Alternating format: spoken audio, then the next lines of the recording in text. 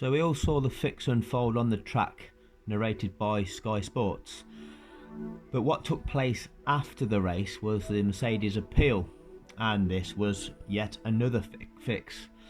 So the notion of human error is absolutely ridiculous, and this is further proof of that.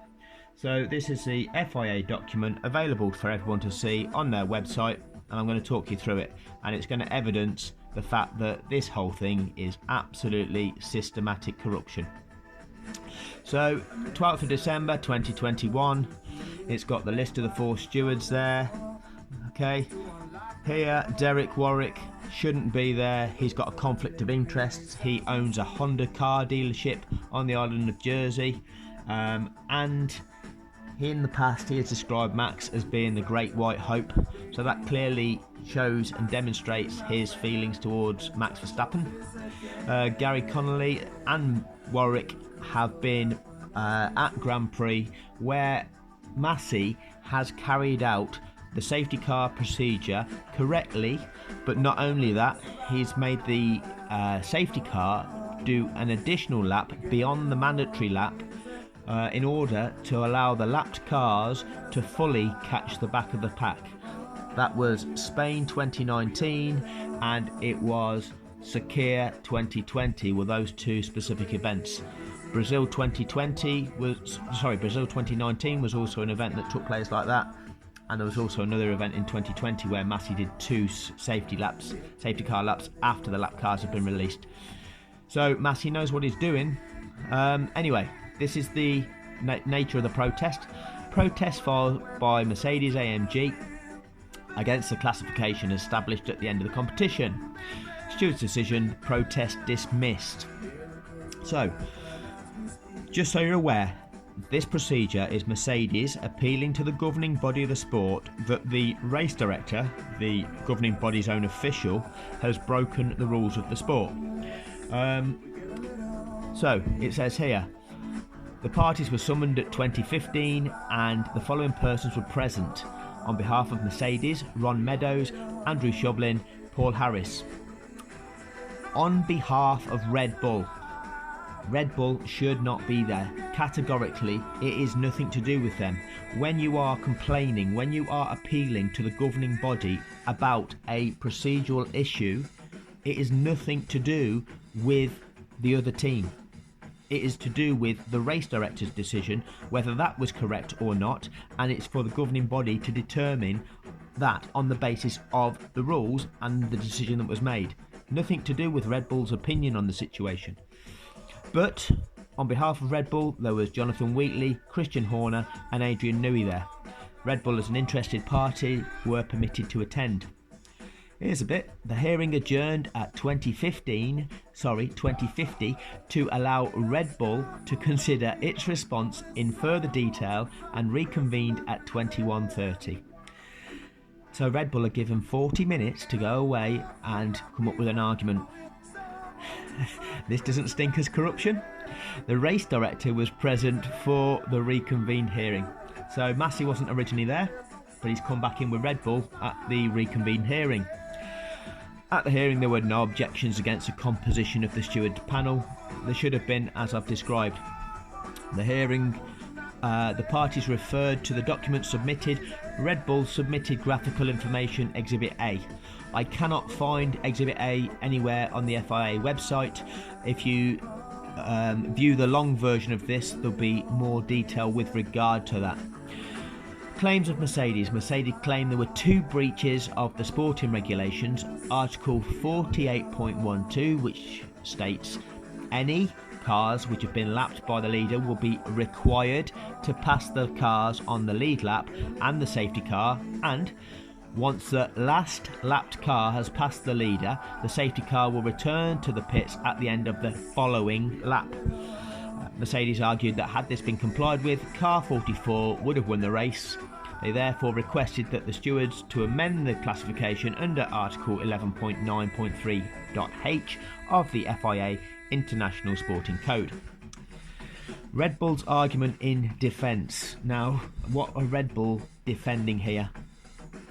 Mercedes were clearly stating these are the rules that weren't followed, these are the rules that were broken, they need to be rectified. There is no defence of that. However, Red Bull were allowed to argue a case. Number one, any does not mean all. An absolutely, utterly ridiculous argument. You read the word any in the context of this sentence that it's in, and it clearly means all. Because when the sentence says any cars that have been lapped by the leader will be required to pass the cars on the lead lap. And then the following sentence says once the last lapped car. So which are required? Just 5 of the 8 required. And which is the last lap car? The 5th of the 8th one? Or is it the 8th of the 8 cars that is the last one? So clearly the notion of any not meaning all is utterly ridiculous. In addition to that, the validity of any proposed interpretation can be determined by the validity of the outcome that that interpretation generates. The outcome it generated was totally invalid. The only valid restart order, the restart conditions for any race, is with cars in the order 1, 2, 3, 4, 5, 6, 7, 8, 9, 10, 11, 12, 13, 14 in that particular instance. They have to be in order, in line, with each car having the same chance of challenging the car in front and being subject to the likelihood of a challenge behind. The race in Abu Dhabi started like this: 1, 2, 12, 13, 3, 4, 14, 5, 6, and then 3/4 of the lap behind we have 7, 8, 9, 10, 11. Completely invalid.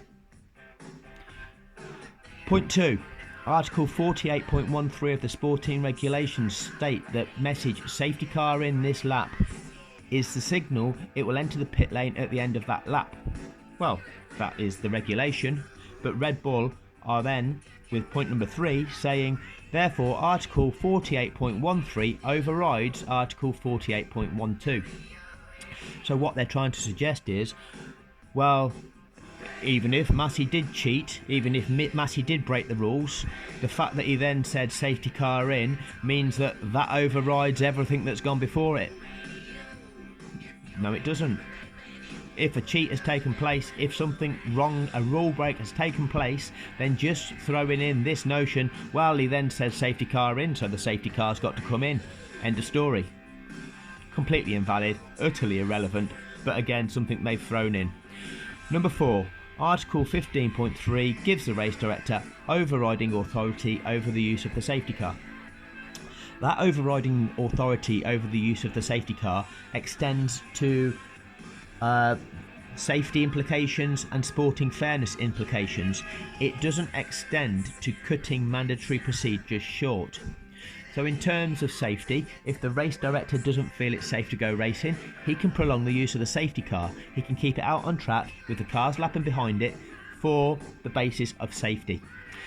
He can keep it out there to achieve sporting fairness. So after his release of lap cars, if those cars, after one mandatory safety car lap, haven't caught the back of the pack, and some of them competitors are going to be left in a significantly disadvantaged situation when prior to the safety car, they were on the verge of challenging the car in front of them, he can keep the safety car out there. And he can allow them an additional lap to catch the back of the pack, so they all start the race again in fair conditions. And he's done that on 4 separate Grand Prix that he's been race director at. So he knows that. Number 5, that even if all cars had been lapped, 8 in total, of which 5 were allowed to overtake the safety car, it would not have changed the outcome of the race. It absolutely would, because those lapped cars could not be released until lap 57 of the race. If all 8 would have been allowed on 57 to unlap, which only 5 were, regardless of whether it was 8 or 5, lap 58 has to be that mandatory safety car lap. No other way about it. So the race ends behind the safety car. So 5 is an utter irrelevance. So every Red Bull argument is utter rubbish. The race director's evidence. The race director stated that the purpose of Article 48.12 was to remove those lapped cars that would interfere in the race between the leaders, and that in his view Article 48.13 was the one that applied in this case. That's a lie, Massey. You know it's a lie.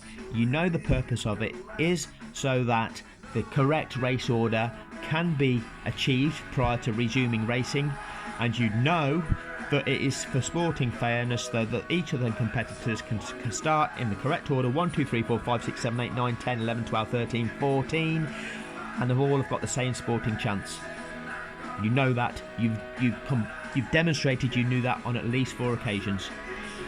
The race director also stated that it has long been agreed by all of the teams that where possible it was highly desirable for the race to end in green condition. Utterly irrelevant. You cannot change the rules of the sport just with a little suggested discussion. Utterly irrelevant. At the World Cup final that's just taken place, if the teams beforehand would have stated, oh, ideally we don't want to see this game end with a penalty shootout, so at the end of extra time, if we're still drawing, shall we just carry on playing and see who scores first? Well, you can't do that. You simply cannot do that. You apply the rules of the sport and you conduct the event in accordance with the rules of the sport. So any little informal discussion that you may have had is utterly irrelevant. Here we go. Conclusion of the stewards. The stewards consider that the process is admissible. Having considered the various statements made by the parties, the stewards determine the following: that Article 15.3 allows the race director to control the use of the safety car, which in our determination includes its deployment and withdrawal.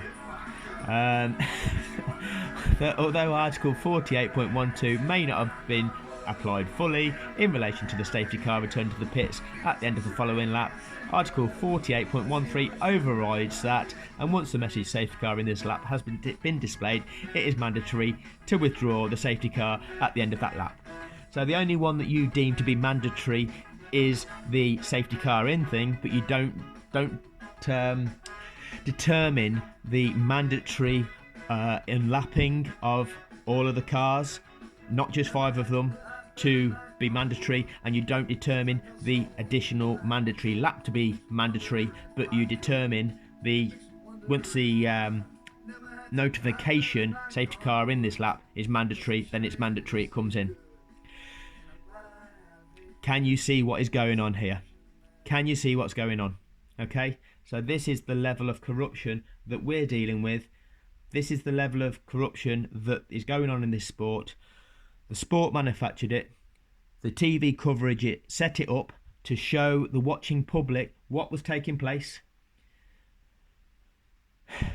The fix took place.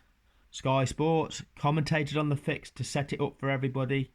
The FIA not only broke the rules to create the fix, the stewards after the race maintained the fix, and it continued on from there. This is out and out systematic corruption.